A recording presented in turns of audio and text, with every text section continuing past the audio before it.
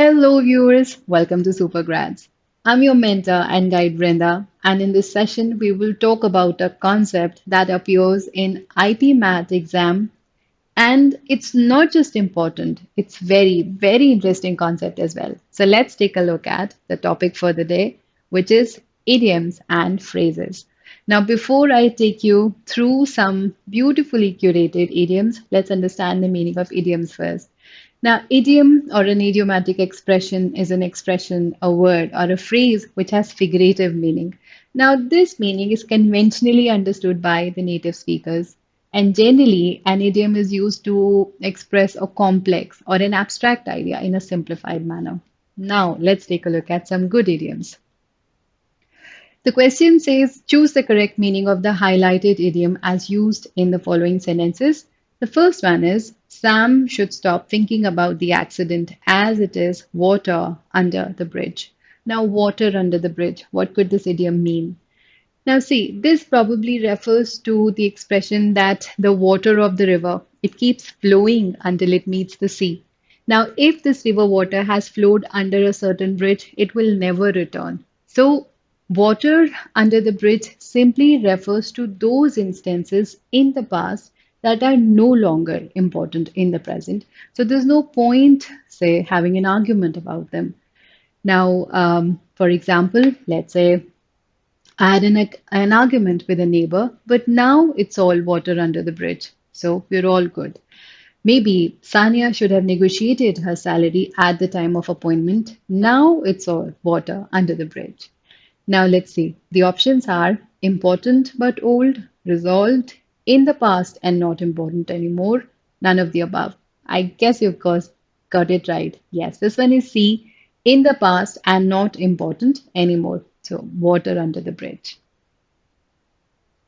I'm an equal partner in this venture. In for a penny, in for a pound. Now, in for a penny, in for a pound means that if you have undertaken a task, you should complete it to the end, um, even if it involves time and money.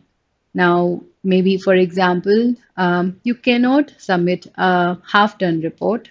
Sit tonight, complete the work. You're in for a penny, in for a pound.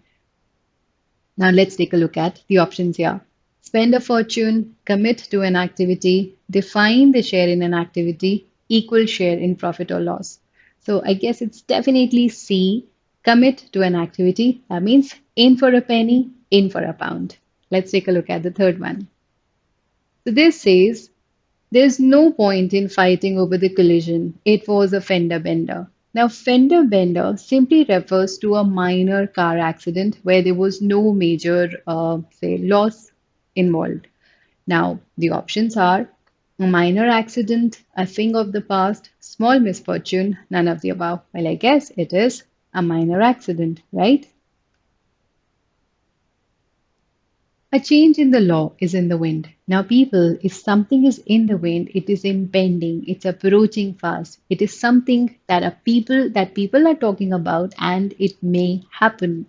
So, waiting to happen, in the open, not substantial, none of the above. Well, I guess it is waiting to happen. That's our answer. The next one. Ramu's parents admonished him for ignoring his health to win the race and call it a Pyrrhic victory. Now let's see what happened here. Ramu won a race, he was victorious, and his parents are not happy. They're scolding him and they're calling it a Pyrrhic victory. Now, what is this Pyrrhic victory? Doesn't sound really good to me. Well, that's right. Pyrrhic victory alludes to the king of ancient Greece called Pheres. Now, this gentleman fought a war with Romans. He won the war, but at what cost? He lost a lot of his troops. So, a Pyrrhic victory is something that you achieve, but at the cost of, at a big cost, at a great cost. So, it doesn't come easy, it costs you a lot. Now,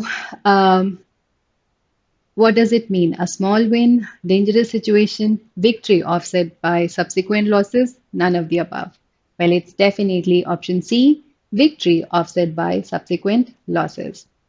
The next one, it's a moot point whether we should stop work or struggle on. Well, moot point simply means a debatable, a highly debatable issue. For example, Whether this painting has been painted by the painter himself or someone else is a moot point for the critics.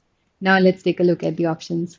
All too clear, a fixed belief, a debatable point, a burning question. Well, it is definitely not clear or fixed belief or a burning question. It is a debatable point, a moot point.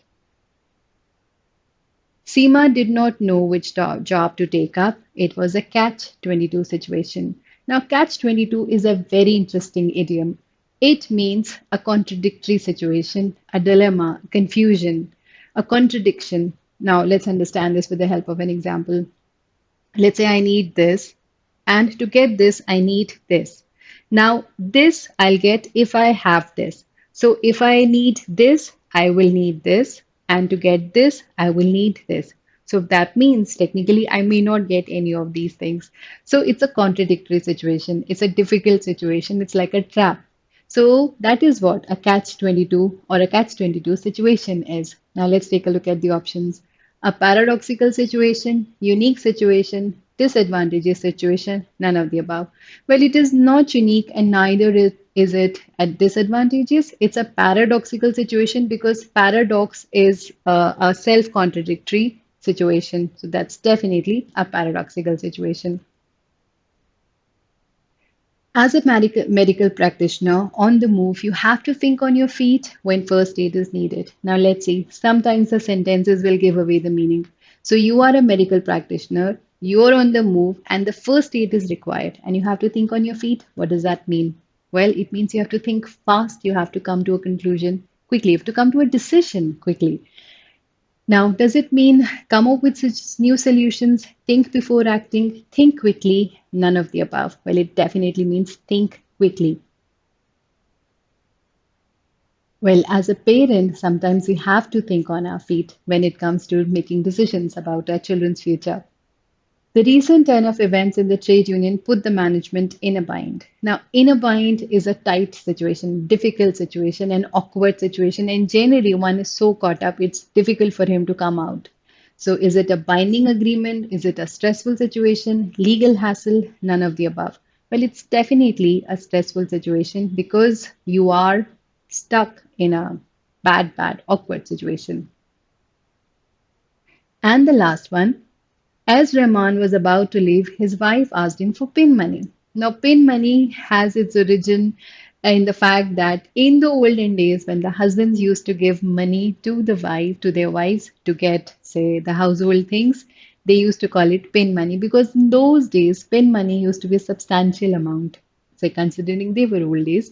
Now, in the present scenario, pin money is that extra small sum of money that one wants to get the things that he may or may not require.